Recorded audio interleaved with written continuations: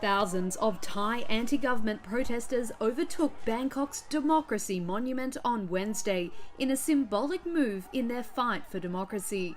Earlier in the day, they had faced off against supporters of the monarchy as political tension boils over after 3 months of demonstrations.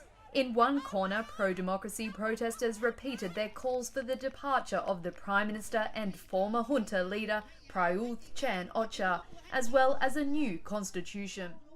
Thousands also marched towards Government House as crowds raised their trademark three-finger salute inspired by the Hunger Games movie.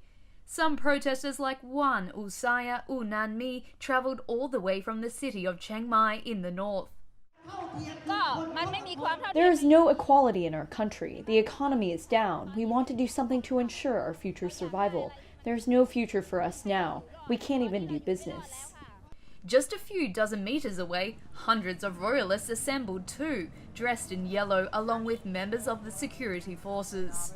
There was a brief fistfight, reviving fears of trouble in a country that suffered a decade of street violence before the 2014 coup. However, throughout the day, the two sides managed to largely keep apart.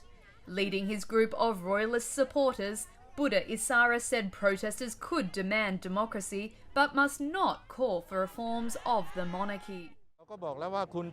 It's their right to call for a democracy, dissolve the parliament, or ask the Prime Minister to step down. But they must not touch the institution.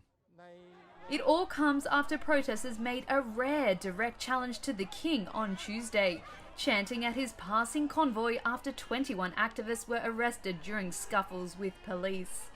The protests have become the greatest challenge in years to the ruling establishment.